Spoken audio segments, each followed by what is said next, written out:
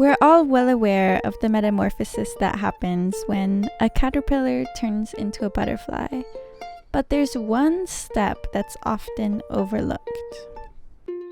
I know this is a dread extension removal video, but instead of having a bunch of clips of me taking my dreads out with just music in the background or empty air, I wanted to explain what I call GOO theory. This is something I've been talking about and thinking about nonstop for the past couple months. If you know me in real life or follow me on the internet, you know this. And I want to give it a full explanation, because it deserves one. Being humans that love to reverse anthropomorphize animal transitions, we so often overlay the caterpillar to butterfly transition onto our lifetime. But where is our chrysalis stage, and when are we supposed to be a butterfly? Growing up as a caterpillar, it's fun. Caterpillars are genuinely made just to consume. They go around and eat and eat and eat, and I see this as our school years, because yes, we are growing our bodies, consuming nutrients, but also consuming knowledge and just consuming the world around us, learning what this life is. Then we finish puberty and we're like, I'm a butterfly now, right? Shit. Oh, am I not? I better be. And it creates this perfectionism and self-loathing that a lot of us know really well. Now this brings me to GOO theory, the paradoxical phenomenon of thinking you're supposed to be a butterfly already and hating yourself because you're not, which actually is the beginning of your GOO phase. For a caterpillar, this time period is just as gruesome, if not worse.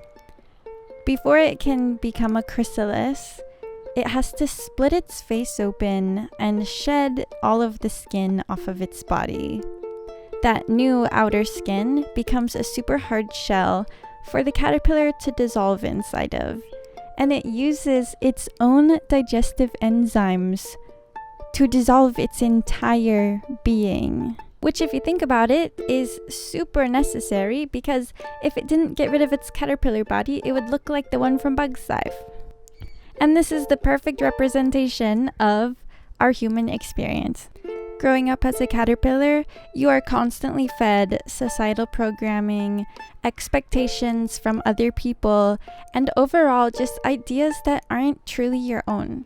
In GOO theory, those are all what we are going to refer to as your caterpillar body, which, if you try and be a butterfly still holding on to those, it's going to be really hard to fly, and you'll look kind of ridiculous. Now, why is all of this being said over a video of me ripping out my dreadlocks one by one? Last one, baby. This whole idea of GOO theory came to me because I have lived this myself. I am guilty of being a caterpillar, consuming this world, and then immediately jumping into being a butterfly. My whole life has been full of aspirations. Get through high school, get accepted to college, get a degree, go be a scientist. Yes. All sounds great on paper. And then the self-loathing kicks in. Well, I'm a butterfly now, aren't I? Why aren't my wings as colorful as hers? Why can't I fly as quickly? What the fuck? And why isn't my hair as long? Why isn't my hair as long? This is the point of the dreadlock journey aspect. In order to fully become GOO, one of the things I had to dissolve was my rushed attempt at having butterfly hair. Offering to the dreadlords. Such a weird experience watching myself on camera and realizing that I am kind of a weirdo. Please don't smell the dreads. She did. Okay. They actually smell really good. They smell like Lang Lang oil. Whatever, we're GOO. Just roll with it. This process of dissolving for me is definitely not finished. The hair is just like one antenna out of this entire caterpillar body that I'm still trying to liquefy. But I feel like it was perfect for this video because it's a change you can actually see. The rest of the changes I've been making are just in my mind. Something I want to touch on is being afraid to change due to other people's perceptions of you.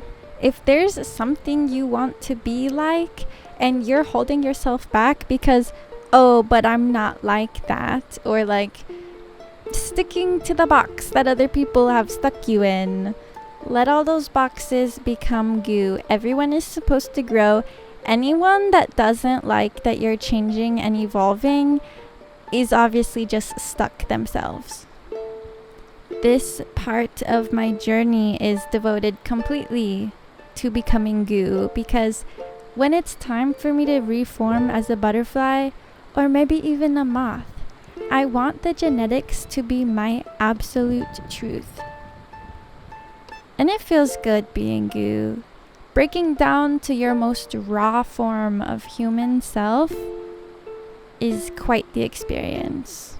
I can't even begin to explain how beautiful it was to have just shed so much societal weight from myself and then sit on this rock and eat a guava that floated to me in the stream of Iao Valley. I mean, it literally brought tears to my eyes. That is an ugly cry. But there's nothing like some weird pincher bug to come and bite me and snap me right back into reality. So, my cleanse was complete.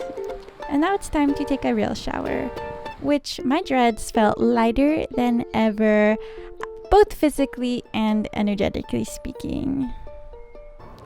Here's the results after they're dry. I brushed them with my fingers a bunch while they were drying so they wouldn't just be all like sticking out all like Medusa crazy vibes, but I have a lot of mixed emotions. This has been a bunch of waves of self-acceptance. I didn't realize how much I was hiding behind having long hair. This has changed how I look at the beginning of my dread journey, which I'm gonna do a full 2-year timeline showing how my dreads have evolved over the 2 years I've had them, because on October 1st will be my anniversary. And I used to look at the older pictures when they're all short and scraggly and just think like, oh my god, how did I walk around like that? What the heck? But that was just how they looked at that point. Like, they are short again now. I mean, a lot longer than they were, but I don't think they're ugly right now. Why did I shame myself so much for that time period? I'm really glad that I went back to short dreads just to get a taste of it. This isn't to say I'm not gonna extend them again. I actually probably will. I'm already thinking like, should I do it on Friday? But here we are. I'd love to hear from you guys in the comments below what you think of this whole theory I've got. And I hope you found it a little bit inspirational too. All in all, it's okay to be goo. Is my point. You're beginning to feel very relaxed, maybe even a little bit sleepy. After watching this video clip, you're gonna become my biggest fan, and you're gonna have the sudden urge to go check out my website, where you can find all of the amazing vibes that I have to offer. Now, once I snap my fingers, you're gonna forget that you watched this clip at all. And if anyone asks you about it, you're just gonna answer, I don't know, baby.